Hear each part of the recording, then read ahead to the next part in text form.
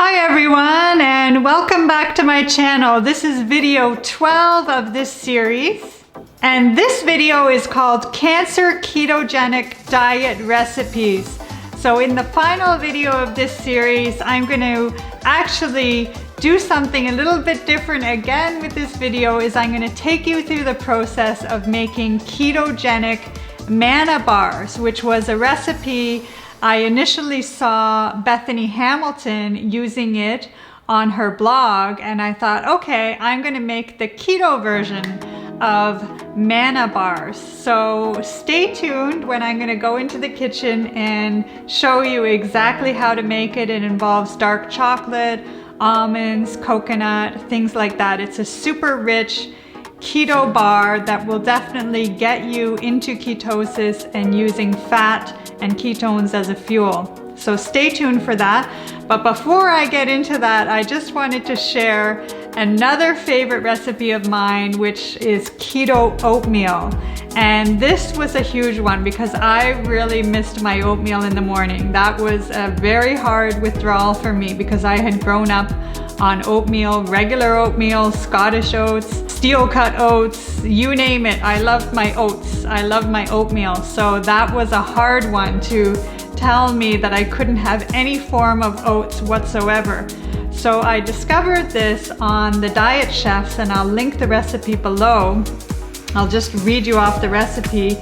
2/3 cup almond milk, 3 tablespoon hemp hearts, and I'll show you 1 teaspoon coconut flour, 2 tablespoon almond flour, 1 teaspoon chia seed, 3 tablespoon golden flax, and 1 teaspoon monk fruit sweetener.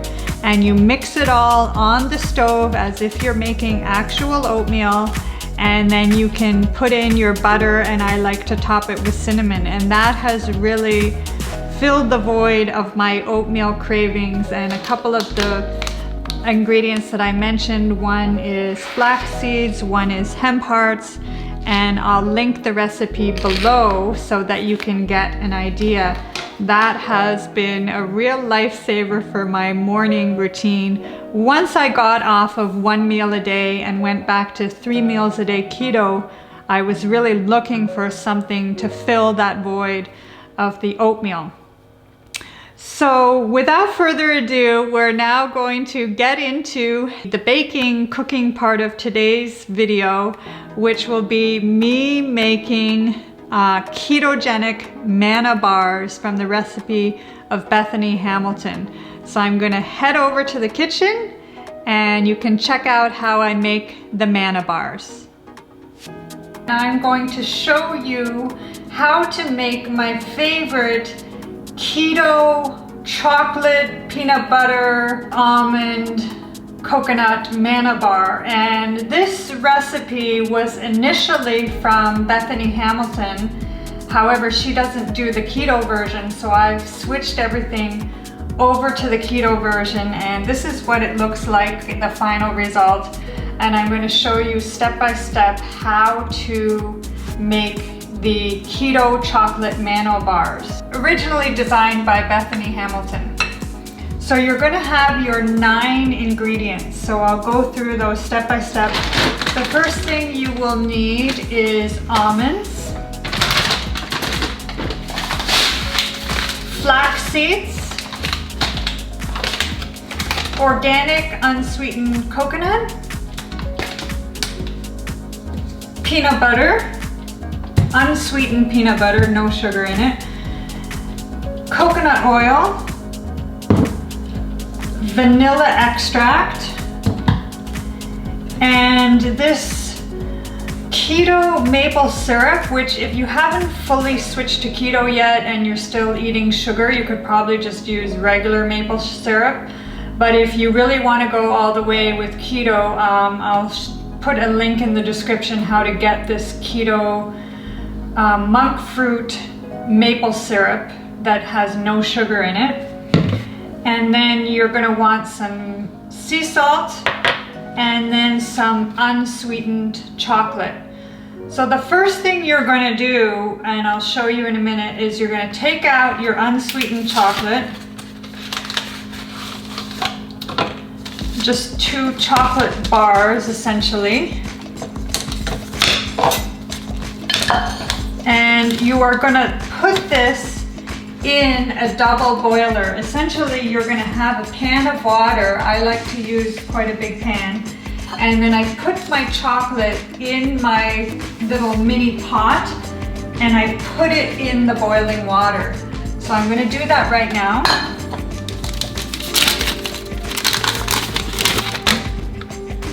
You just break the chocolate into somewhat manageable pieces.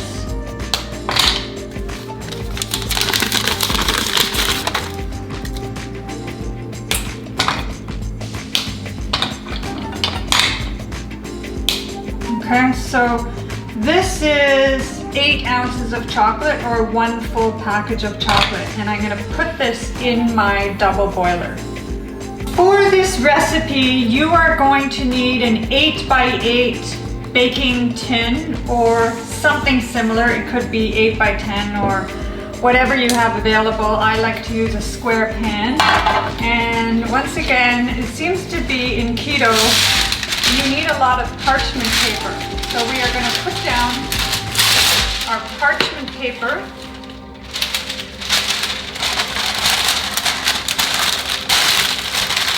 Just loosely, so you can't really flatten it down too much.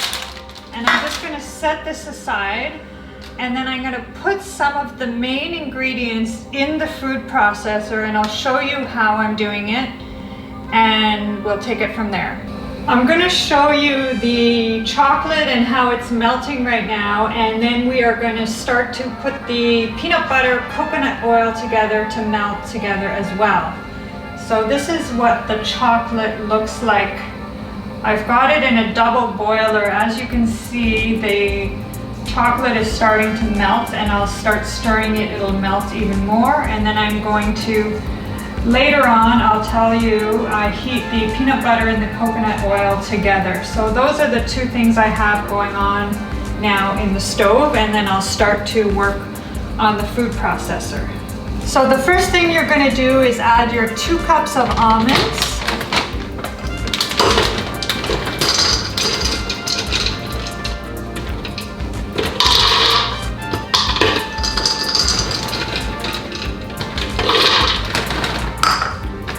And your 1/2 cup of flax seeds.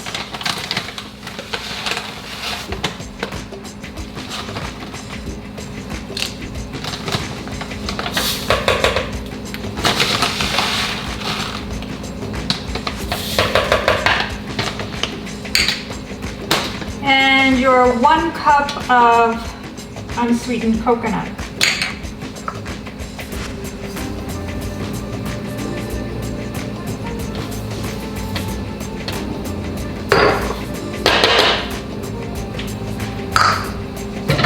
And then you're going to start to process this part.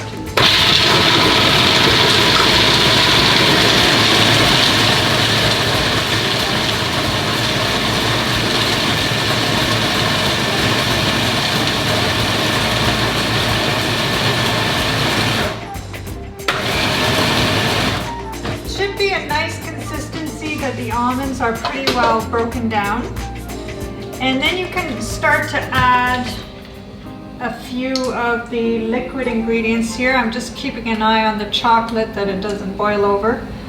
So we're going to add in our 2 teaspoon vanilla.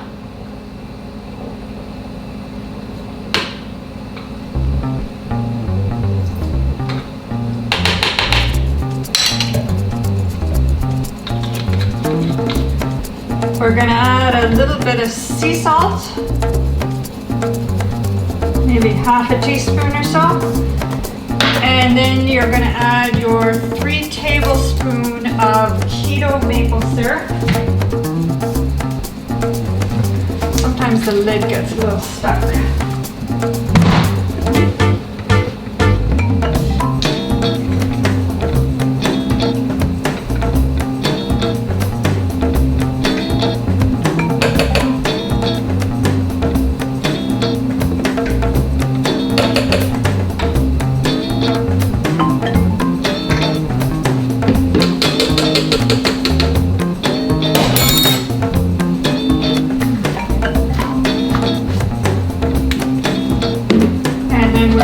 to just process that a little bit more.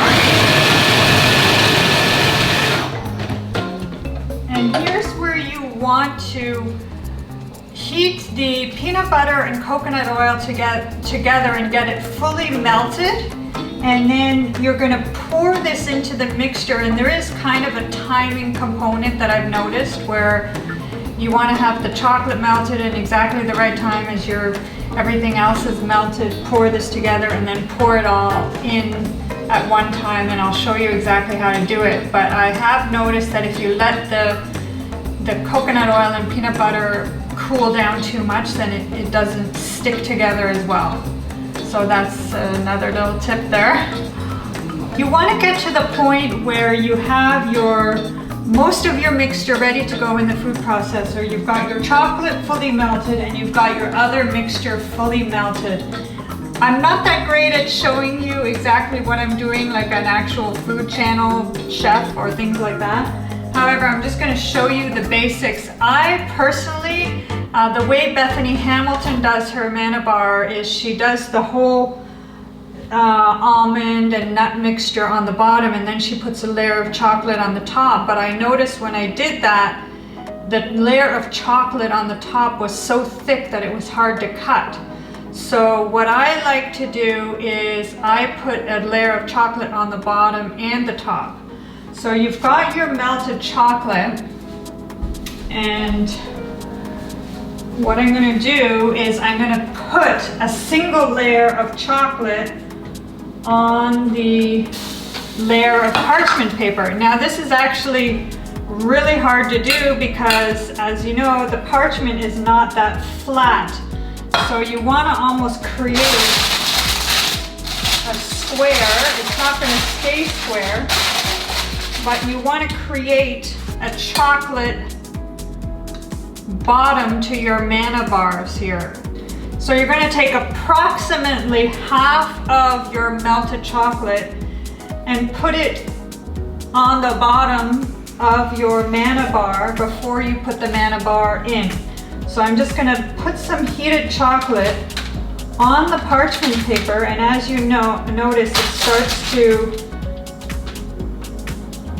starts to form around the bottom, and I'm going to help it a little bit by making it as close to a square as I can, just using the spatula and letting the chocolate run.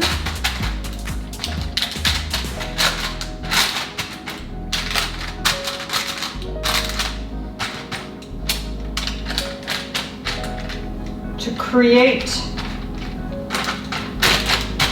the bottom part of the manna bar. So you've got a chocolate base, and now you take your heated, this is the coconut oil and peanut butter heated together. I find it works really well if you've got the first layer of the chocolate done before you do this. So then you're going to add that heated mixture into the food processor.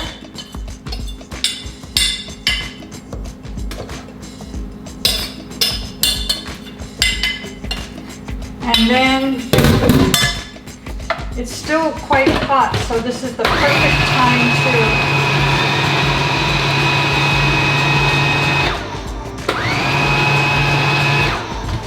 That's the perfect time to get the manna bar consistency that you really want. You want it all to, you want the heated coconut and peanut butter to really get all throughout the entire mixture. So you take out the food processor blade, and then what you're going to do is you're going to take your manna mixture and you're going to put it in the middle layer of your manna bar. So you just start putting this middle layer in. Now it is going on the hot heated chocolate layer that you've just put in the bottom of the parchment paper, but it does actually stay together, so don't worry too much. And you're just going to get all of the slightly heated manna mixture here.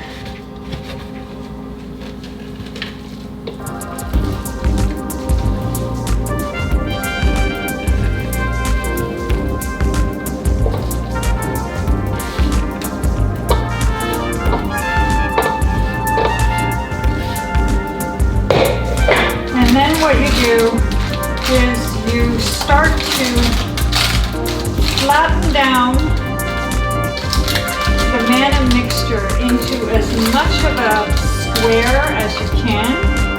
You want the mixture to go to every corner.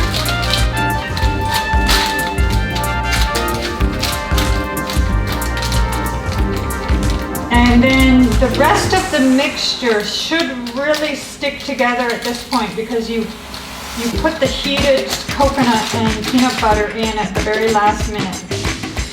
One time I didn't do that and it really didn't stick together as well. So you've got that manna mixture all together, and now we are going to add the rest of our chocolate mixture on the top, or actually just the heated chocolate onto the top of the manna bar.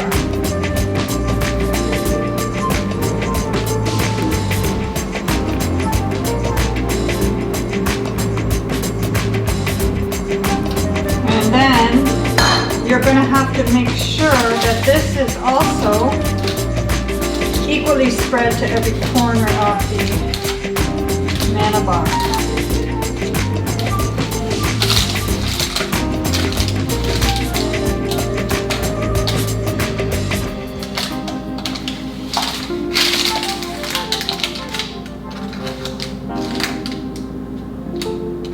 Just to make sure all the edges are covered with chocolate. And once that's complete, you're going to take this and put it in the fridge for half an hour. And then take it out of the fridge later and we're going to cut it into squares.